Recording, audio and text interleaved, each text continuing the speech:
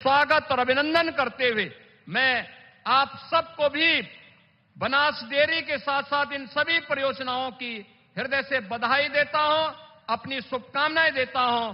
धन्यवाद। जय हिंद।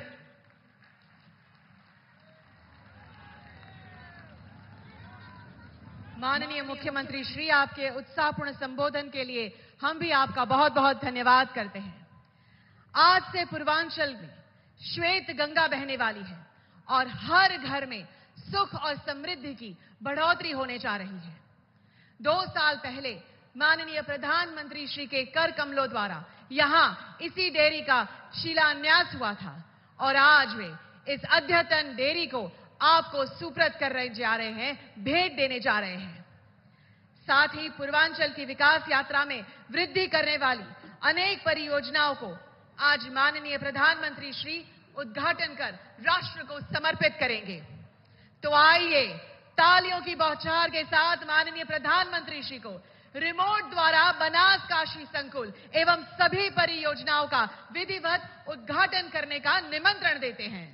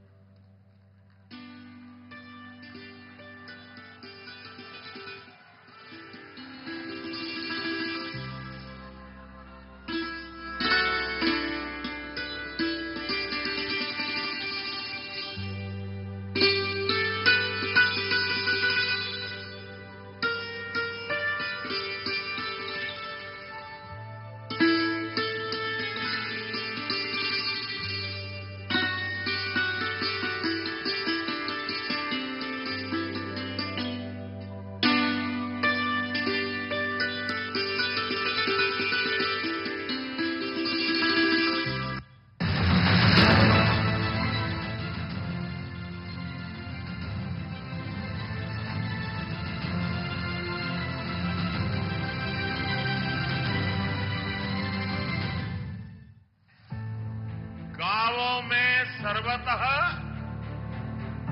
चैव गवाम मध्ये वसाम्यहम्, यानी गायें मेरे चारों ओर रहे और मैं गायों के बीच निवास करूं।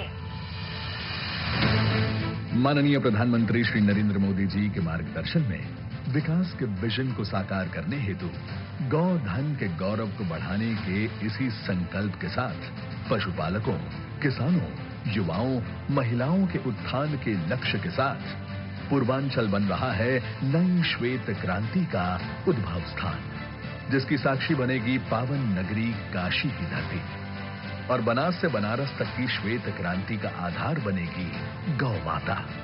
क्योंकि दूध की श्वेत क्रांति से पूर्वांचल का विकास की पहल है। बनास काशी संकुल, पूर्वांचल के विकास का संकुल। वैसे तो लखनऊ और कानपुर में बनास डेयरी द्वारा 2 डेयरी प्लांट कार्यान्वित हो चुके हैं, लेकिन काशी में स्थित ये नवनिर्मित संकुल कुछ खास है, जहां 10 लाख लीटर प्रतिदिन की क्षमता के साथ विविध प्रकार के दूध को विभिन्न साइज में पैक किया जाएगा। स्वास्थ्यवर्धक प्रोडक्ट्स को घर घर तक पहुंचाने के लिए फर्मेंटेड अनुभाग में 50,000 किलो दही, 75,000 लीटर बटर मिल्क एवं 15,000 लीटर लस्सी की होगी पैकिंग। और हां, यहां मुंह में पानी लाने वाली मिठाइयों का 10 टन क्षमता वाला भारत का सबसे बड़ा प्लांट है। यह भारत की उन्नत प्रयोगशालाओं में से एक प्रयोगशाला भी है।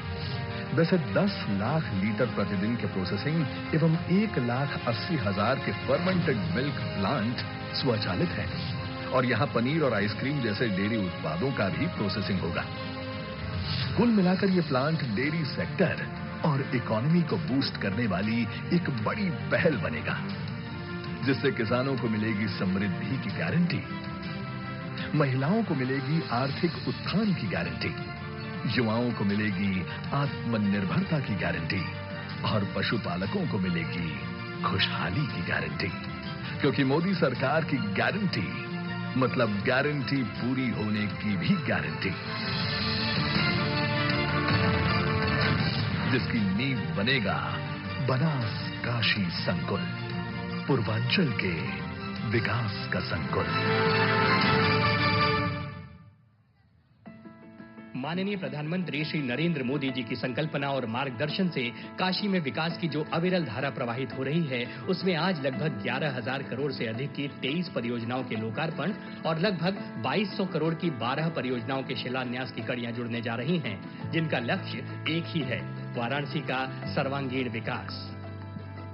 सीर गोवर्धन स्थित संत रविदास की जन्मस्थली में लगभग 35 करोड़ की लागत से प्रमुख मार्गों का चौड़ीकरण, लंगर हॉल एवं पार्क की बाउंड्री का निर्माण तथा संत शिरोमणि रविदास जी की 25 फीट ऊंची एक भव्य प्रतिमा का लोकार्पण किया गया है, जिससे काशी की सामाजिक समरसता और समृद्ध होगी। लगभग 2150 करोड़ रुपए की लागत से राष्ट्रीय राजमार्ग 19 के 6 लेन चौड़ीकरण का कार्य और कुल लगभग 7400 करोड़ रुपए की लागत से राष्ट्रीय राजमार्ग 233, राष्ट्रीय राजमार्ग 56 और राष्ट्रीय राजमार्ग 35 के 4 लेन चौड़ीकरण के कार्य के साथ साथ लगभग 35 करोड़ की लागत से बाबतपुर रेलवे स्टेशन के समीप रेल ओवरब्रिज का लोकार्पण किया जा रहा है।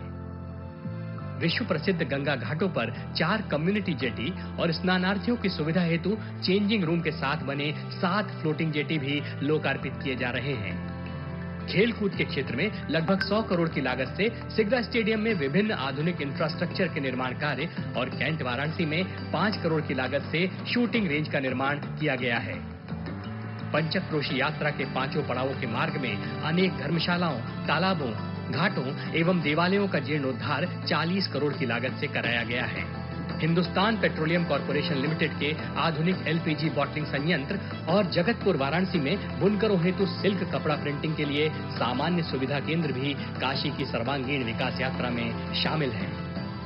पिछले 39 वर्षों से देश में 18 परिसरों के माध्यम से फैशन टेक्नोलॉजी के पर्याय प्रतिष्ठित national institute of fashion technology के 19वें परिसर का शिलान्यास वाराणसी के बड़ा लालपुर में माननीय प्रधानमंत्री श्री नरेंद्र मोदी जी के कर कमलों से हो रहा है। NIFT काशी में 3 डिजाइन कार्यक्रमों के साथ यहाँ के परंपरागत शिल्प कौशल को तो संजीवनी देगा ही, साथ में आधुनिक टेक्नोलॉजी और शिक्षा के माध्यम से परंपरा के धागे कल के नवाचार के साथ जुड़ेंगे। इसके साथ ही वाराणसी के पांडेयपुर में मेडिकल कॉलेज और काशी हिंदू विश्वविद्यालय में नेशनल सेंटर ऑफ एजिंग के शिलान्यास तथा 1300 करोड़ की लागत से भारतमाला परियोजना के अंतर्गत वाराणसी रांची कोलकाता 6 लेन एक्सप्रेसवे के कार्य का शुभारंभ सम्मिलित है। ये पौराणिक विरासत से सर्वांगीण विकास के संकल्प की काशी है। समस्त काशीवासी इस विकास यात्रा के लिए माननीय प्रधानमंत्री श्री नरेंद्र मोदी जी के आभारी हैं। माननीय प्रधानमंत्री जी, इस क्षेत्र के विकास हेतु हजारों करोड़ की भेंट देने के लिए एक बार फिर से हम सब आपका अभिवादन करते हैं, धन्यवाद कहते हैं। GI भौगोलिक संकेतक एक ऐसा नाम है जिसका उपयोग उन विशिष्ट उत्पादों के लिए किया जाता है जो किसी भौगोलिक स्थान से संबंधित है एवं समृद्ध विरासत के साथ जुड़ा है। जनपद वाराणसी के ऐसे ही 5 GI उत्पादों से जुड़े कारीगरों को अधिकृत उपयोगकर्ता का प्रमाण पत्र आज माननीय प्रधानमंत्री जी के कर कमलों से दिए जाएंगे। सर्वप्रथम आमंत्रित करेंगे श्री जमालुद्दीन अंसारी।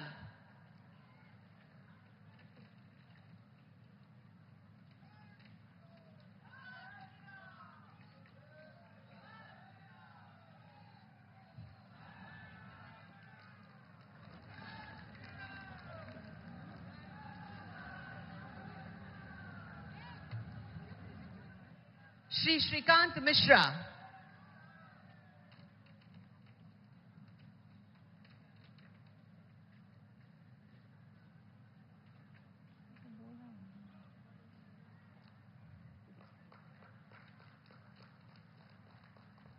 श्रीमती सत्या सिंह।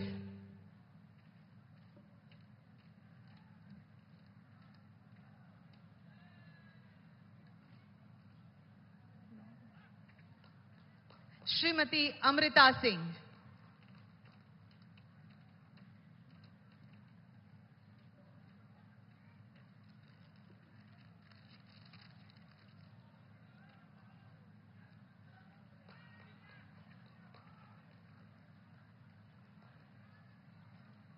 श्री सिद्धार्थ मौर्य।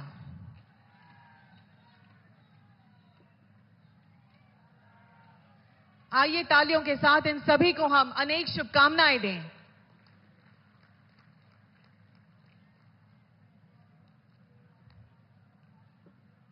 धन्यवाद।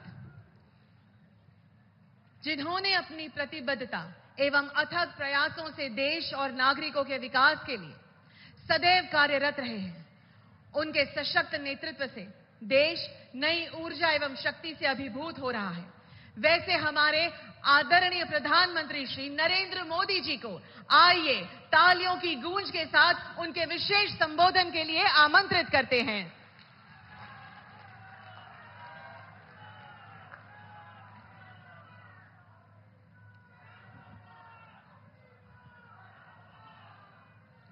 हर हर महादेव।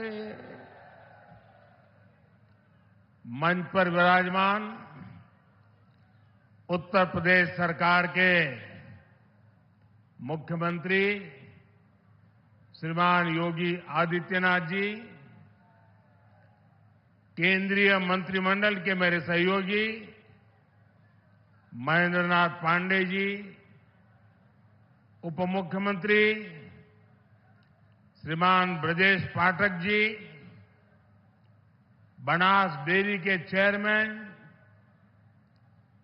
शंकर भाई चौधरी, भारतीय जनता पार्टी के प्रदेश अध्यक्ष श्रीमान भूपेंद्र चौधरी जी, राज्य के अन्य मंत्रीगण, जनप्रतिनिधिगण और काशी के मेरे परिवार से आए भाई और बहनों, काशी के धरती पर आज एक बार फिर आप लोगन के बीच आवे का मौका मिलल है। जब तक बनारस नहीं आई तब तक हमार मन नहीं मानेला।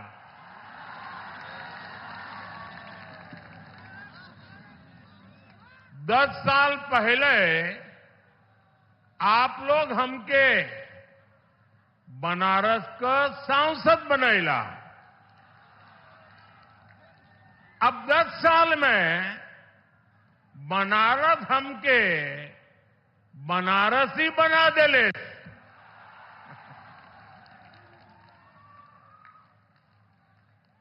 भाई और बहनों, आप सभी इतनी बड़ी संख्या में आए हैं, हमें आशीर्वाद दे रहे हैं। ये दृश्य हमें गदगद कर देता है।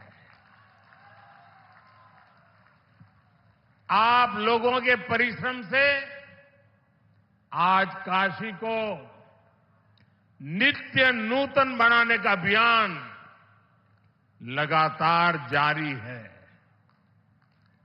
आज भी यहां 13,000 करोड़ रुपए से अधिक की विकास परियोजनाओं का शिलान्यास और लोकार्पण किया गया है। ये प्रोजेक्ट काशी के साथ साथ पूर्वांचल के, पूर्वी भारत के विकास को गति देंगे। इसमें रेल, रोड, एयरपोर्ट से जुड़े प्रोजेक्ट्स हैं। इसमें पशुपालन, उद्योग, स्पोर्ट्स, कौशल विकास, इससे जुड़े कई प्रोजेक्ट्स हैं। इसमें स्वास्थ्य, स्वच्छता, आध्यात्म, पर्यटन, एलपीजी गैस, अनेक क्षेत्रों से जुड़े अनेक विध काम हैं। इससे बनारस समेत पूरे पूर्वांचल के लिए नौकरी के बहुत सारे नए अवसर बनेंगे।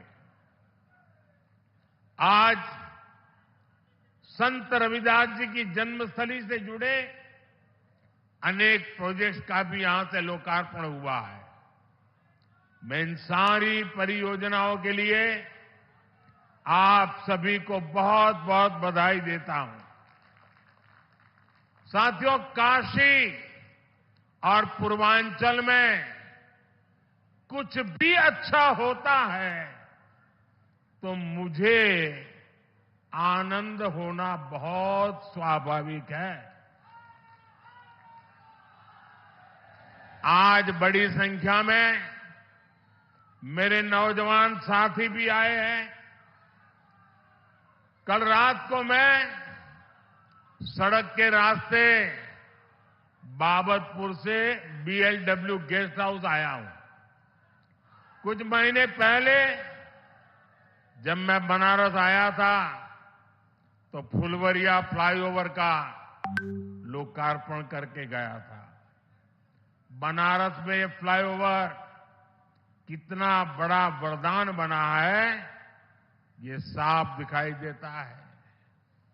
पहले अगर किसी को बीएलडब्ल्यू से बाबतपुर जाना होता था तो लगभग 2-3 घंटा पहले घर से निकल जाते थे। पहले मंडुवाड़ी पर जाम, फिर महमूरगंज पर जाम, कैंट पर जाम, चौका घाट पर जाम, नदेसर पर जाम, यानी जितना समय फ्लाइट से दिल्ली जाने में नहीं लगता था उससे ज्यादा फ्लाइट पकड़ने में लग जाता था। लेकिन एक फ्लाईओवर ने ये समय आधा कर दिया है। और कल रात को मैं खास वहां जाकर के हर चीज को देख के आया हूं, उसकी व्यवस्था को समझ करके आया हूं। पैदल चल करके जाकर के रात देर गया था। ऐसे ही बीते 10 साल में बनारस के विकास की स्पीड भी कई गुना बढ़ी है। अभी थोड़ी देर पहले यहां सीगरा स्टेडियम के पहले चरण के काम का लोकार्पण भी किया गया है। बनारस के युवा खिलाड़ियों के लिए आधुनिक शूटिंग रेंज का भी लोकार्पण किया गया है। इनसे बनारस और इस क्षेत्र के युवा खिलाड़ियों को बहुत मदद मिलेगी। साथियों, यहां आने से पहले मैं बनास डेयरी के प्लांट में गया था। वहां मेरी अनेक पशुपालक बहनों से बातचीत करने का मुझे मौका मिला। किसान परिवारों की इन बहनों को 2-3 साल पहले हमने स्वदेशी नस्ल की गिर गाय दी थी। मकसद ये था कि पूर्वांचल में बेहतर नस्ली स्वदेशी गायों को लेकर जानकारी और बढ़े, किसान को, पशुपालकों को इससे फायदा हो। मुझे बताया गया है कि आज यहां गिर गायों की संख्या लगभग 350 के करीब तक पहुंच चुकी है।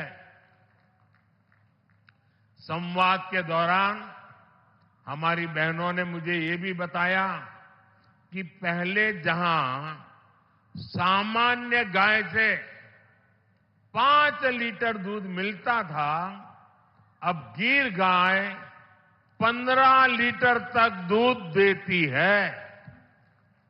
मुझे ये भी बताया गया, एक परिवार में तो ऐसा संभाला है कि एक गाय तो 20 लीटर तक दूध देने लग गई है।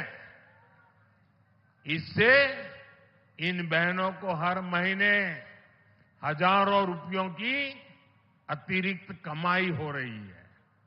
इसके कारण हमारी ये बहनें, वे भी लखपति दीदी भी बन रही है। और ये स्वयं सहायता समूह से जुड़ी देश की 10 करोड़ बहनों के लिए बहुत बड़ी प्रेरणा है।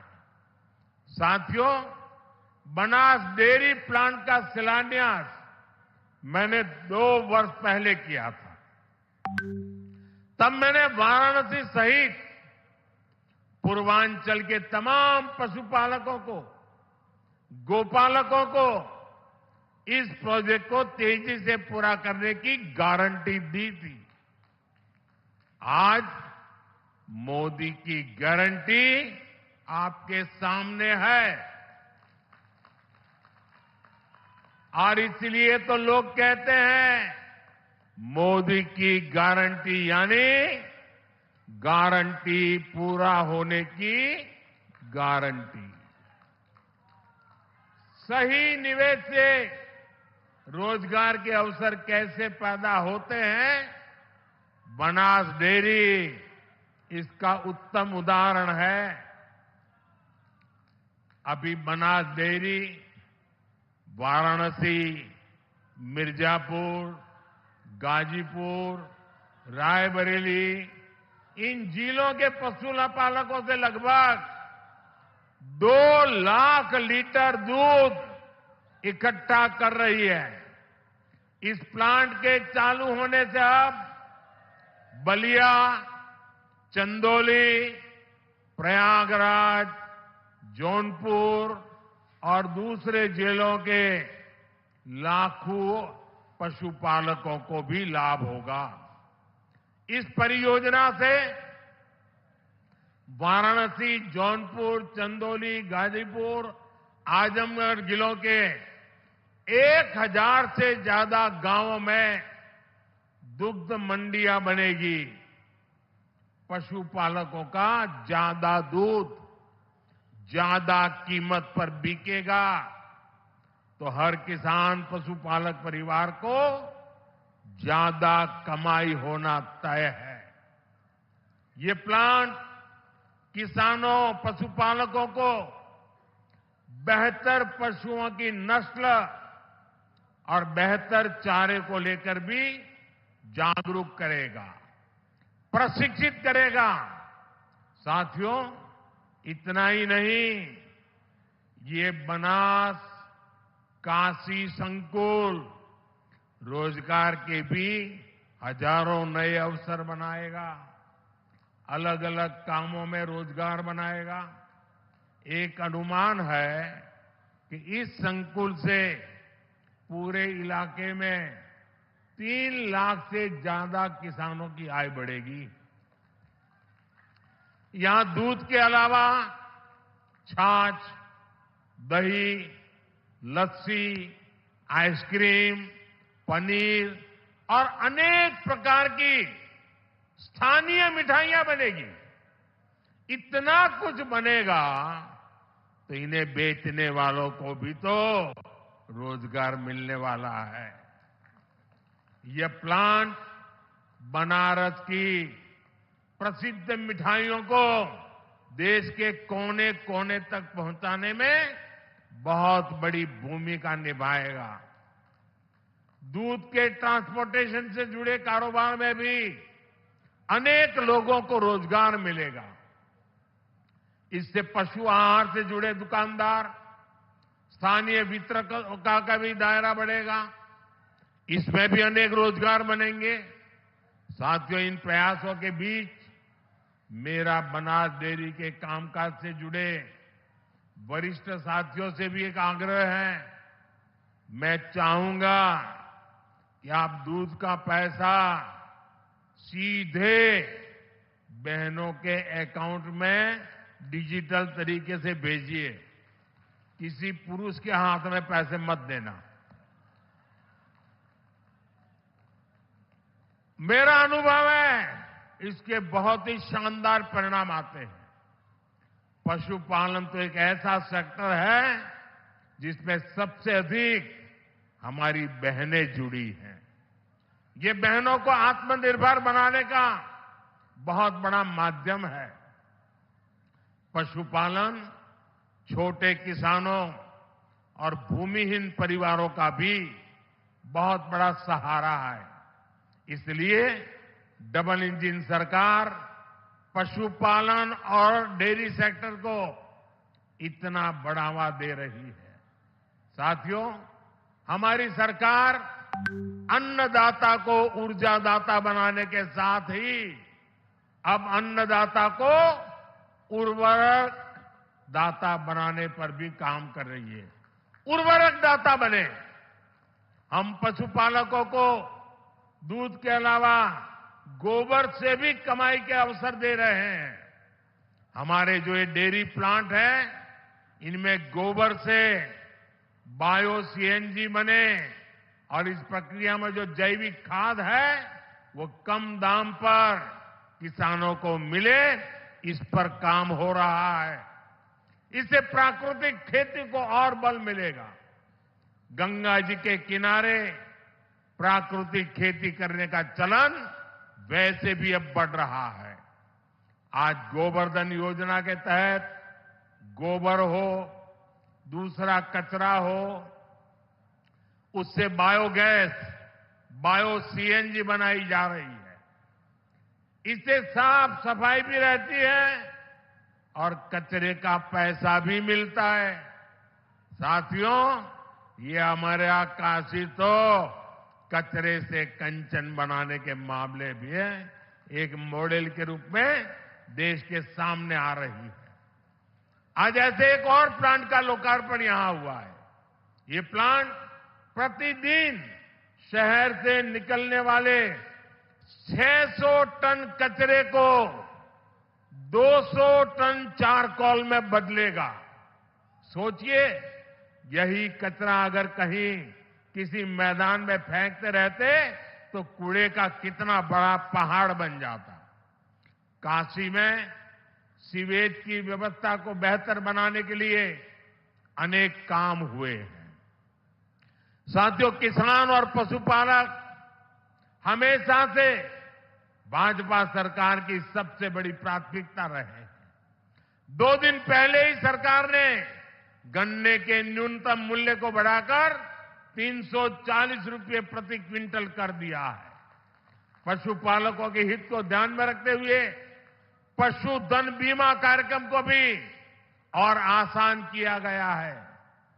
आप पूर्वांचल का उस समय याद करा, गन्ना के भुगतान के लिए पहले वाला सरकार कितना मिन्नत करवाते रहे, लेकिन अब ये भाजपा की सरकार है।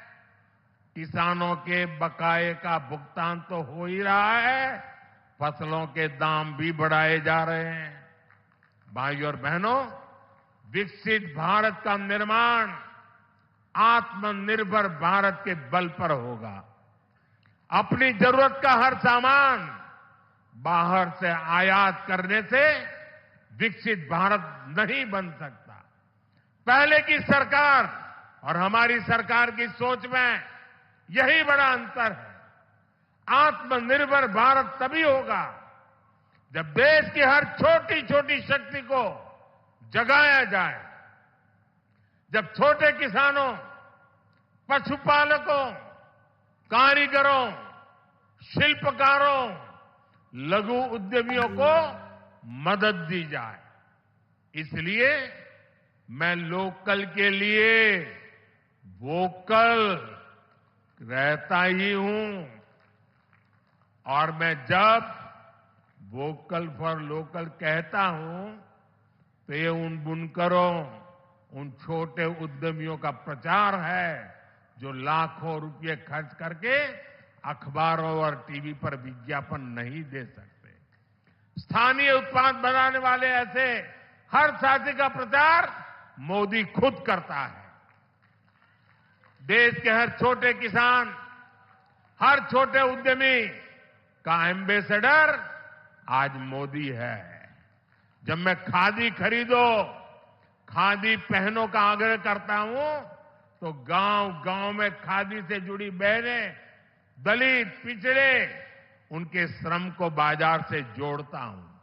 जब मैं देश में बने खिलौने खरीदने की बात करता हूं तो इससे पीढ़ियों से खिलौने बनाने वाले परिवारों का जीवन सुधरता है।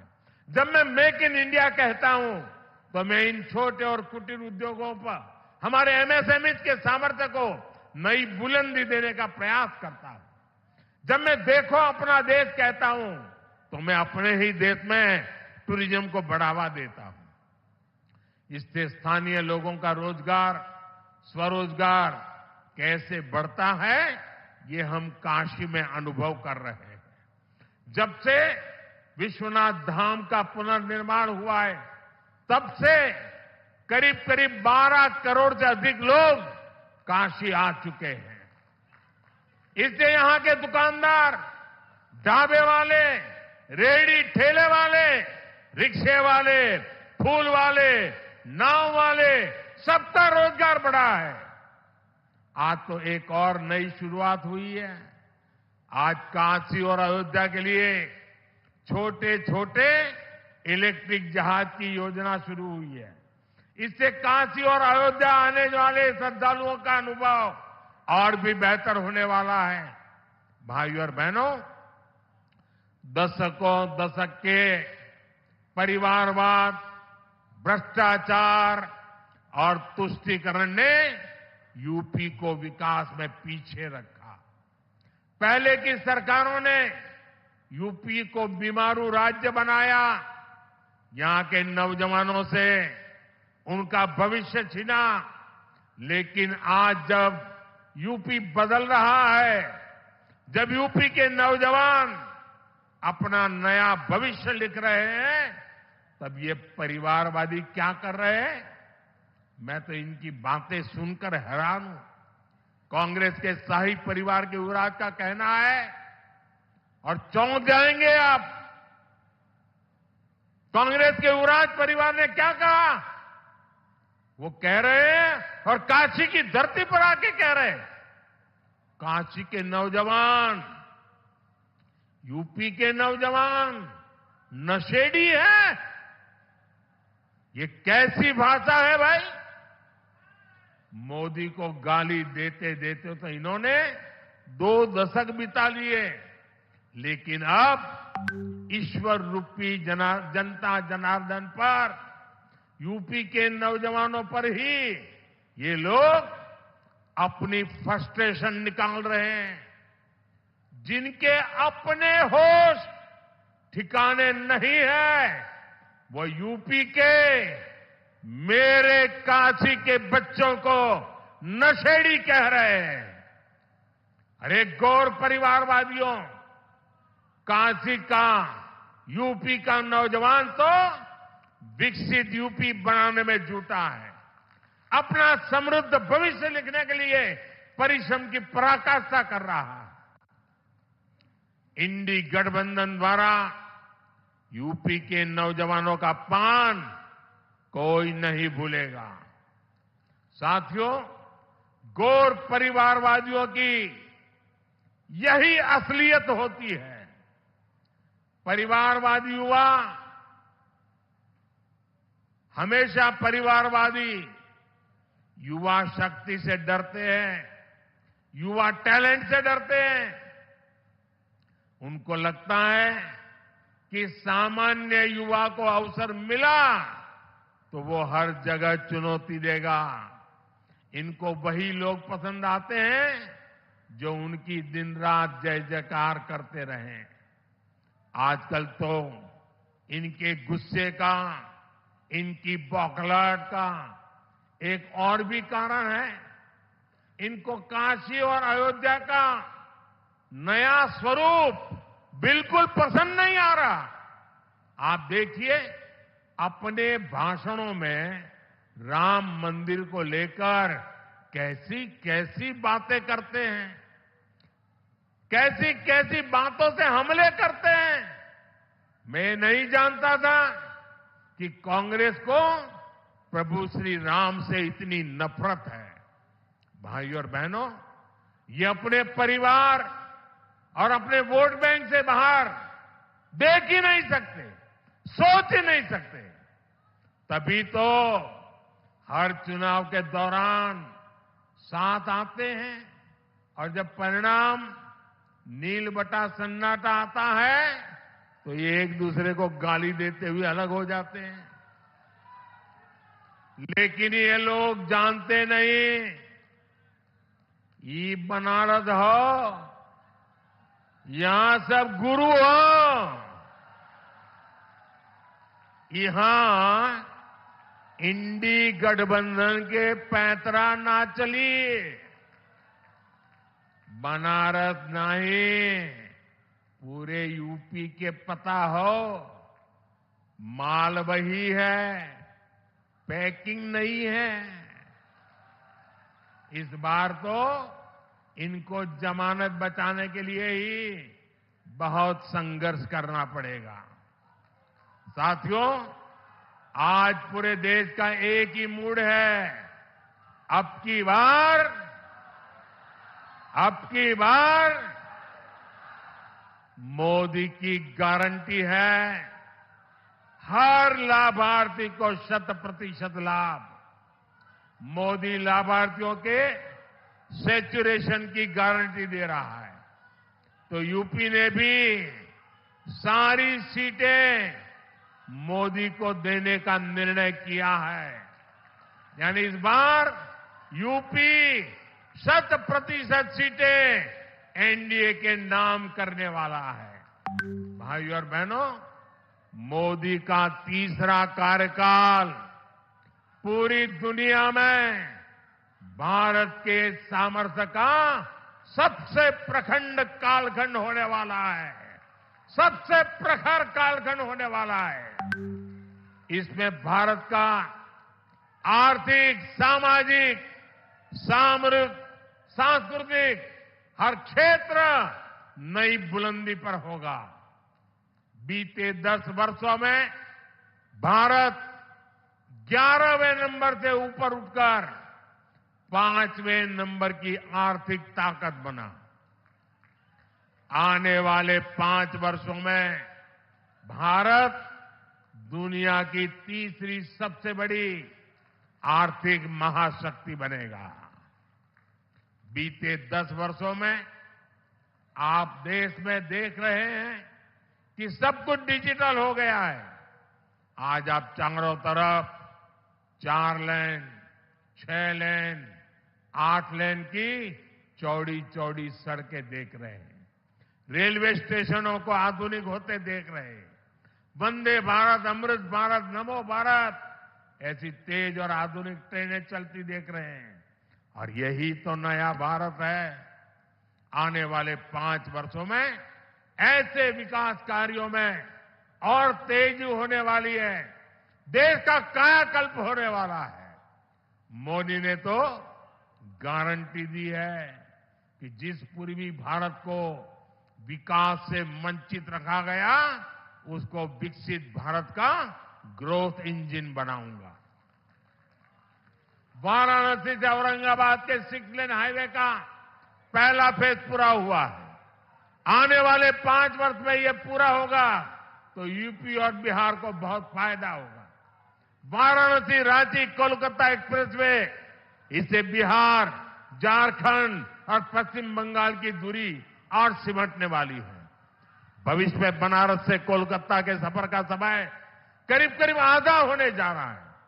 साथियों, आने वाले 5 वर्षों में यूपी के काशी के विकास में भी नए आयाम जुड़ेंगे। तब काशी रोपवे जैसे आधुनिक यातायात में सफर करेगी। एयरपोर्ट की क्षमता कई गुना अधिक होगी। काशी यूपी नहीं, देश की भी एक महत्वपूर्ण खेल नगरी बनेगी। आने वाले 5 वर्षों में मेरी काशी मेड इन इंडिया, आत्मनिर्भर भारत के अभियान को और गति देगी। आने वाले 5 वर्षों में निवेश और नौकरी, कौशल और रोजगार इसका हब के रूप में काशी की भूमिका और सशक्त होगी। आने वाले 5 वर्षों में काशी का national institute of fashion technology परिसर तैयार हो जाएगा। इससे यूपी के नौजवानों के लिए स्किल और रोजगार के अनेक अवसर मिलेंगे। इससे हमारे बुनकर साथियों, हमारे कारीगरों को भी नई टेक्नोलॉजी और नई स्किल देना सरल होगा। साथियों, बीते दशक में काशी को हमने हेल्थ और एजुकेशन के हब के रूप में एक नई पहचान दी है। अब एक नया मेडिकल कॉलेज भी इसमें जुड़ने वाला है। बीएचयू में नेशनल सेंटर ऑफ एजिंग के साथ साथ आज 35 करोड़ रुपए की लागत के कई डायग्नोस्टिक मशीन और उपकरण का भी लोकार्पण किया जा रहा है। इससे सुपर स्पेशलिटी अस्पताल में आने वाले मरीजों का वही